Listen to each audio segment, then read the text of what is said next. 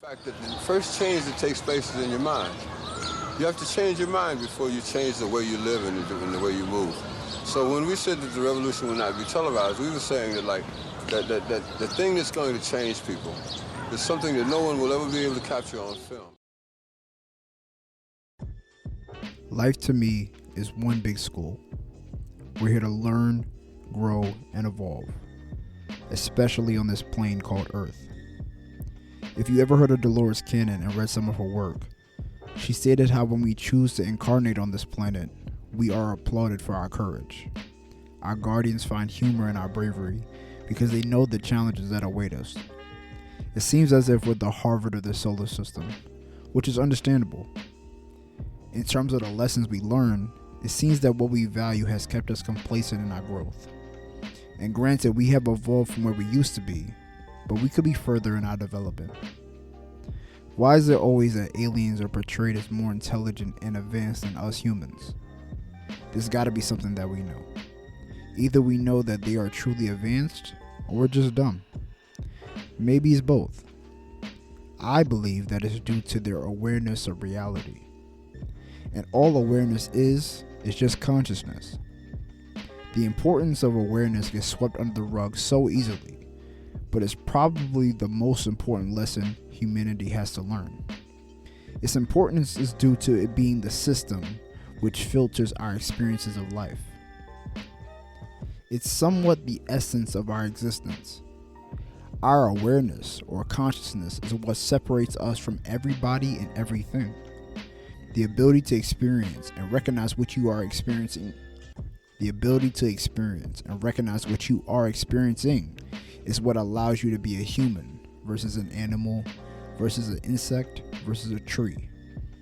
Our awareness is the key to our existence. If you want to attract a different reality, you need to pivot your awareness. If you want to be a different person, you need to pivot your awareness. This is bigger than to just change your perspective. You need to understand that when you pivot your awareness, you energetically manipulate reality. Have you ever heard of the saying, if you look for something, you'll find it? How could this be possible? Well, let's think about it. When you shift your awareness to a fixed point or image, anything that resembles your point of attention will alert you.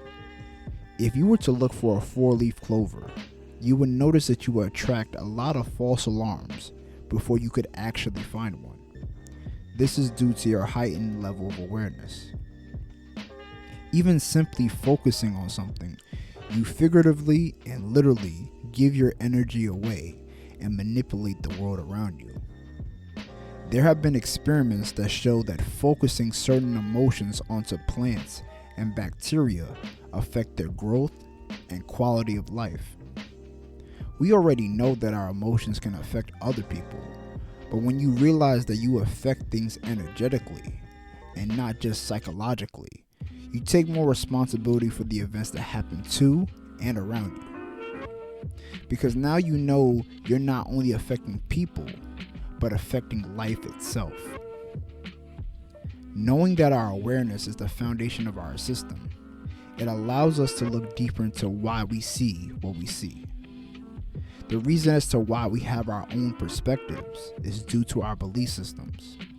Our belief systems skew our awareness by choosing filters that align with it. There are very few people who can truly step out of their own shoes and see things from a different perspective. And funny enough, this ability comes from a heightened level of awareness. It's the ability to understand that other people are just different versions of you, and you are different versions of them. So your opinion has no greater merit than others. One of my favorite examples when explaining the topic is when you see the same car you just recently talked about or just recently bought. This is a great example to me because some scholars have decided to call this phenomenon a frequency illusion, where they say that nothing has actually changed but your attention to the subject. Which is very funny to me because they're completely unaware of the power of someone's awareness. They truly don't consider its influence, because even themselves judge and critique everything based on their awareness. Their limited awareness sees awareness as limited. Funny, right? Our life has been built and shaped by our awareness, and it solely creates the experiences we go through in our lives. I can argue that the only reality that matters is the one that you experience. All war throughout history is based on conflict of ideology. What's the first letter in ideology? I. We fight for the right to live life how we see fit. We believe we know what's best and try to spread the word by means we deem suitable. Because if you don't have any opinions, who are you? And if there's nothing to believe in, what is the point of existing? So perspective is everything. Awareness is everything. And consciousness is everything. With our awareness being as important as we now know it to be, I'll explain how you can use it to your benefit in your daily life. Whatever you want to get or remove in your life, you need to bring awareness to it. Blaise Pascal once said, "All of humanity's problems stem from man's inability to sit quietly in a room alone." Psalms 46:10 says, "Be still and know that I am God." However you want to phrase it, it is necessary to bring your awareness to your inner world in order to achieve your goal. So step 1, eliminate outside distractions and sit with yourself. Then bring your attention towards your feelings. If you want to remove something, contemplate on what it is. If you feel any resistance, whether it be physical, mental, or emotional, embrace it. Don't run from the feeling. Accept the feeling in its entirety. Don't try to change it in any way. Once you have accepted the feeling, let it go and allow your perspective to shift from someone having feelings to someone seeing feelings. Meaning you stop identifying with these feelings and you are free from it. And you keep doing this until the idea of what you contemplated on doesn't bring up resistance anymore. This is a technique I integrated from the teachings of David Hawkins and Frederick Dodson. This process of removing and letting go may be 1 session, 2, 5, or 15. Everybody will respond differently to this. Regardless, your problems can only be resolved by you. You just need to have the will to see the end through. As I said before, our belief systems alter our awareness. We are the people we are right now because of our current belief systems. When we shift our awareness, we essentially become a different person.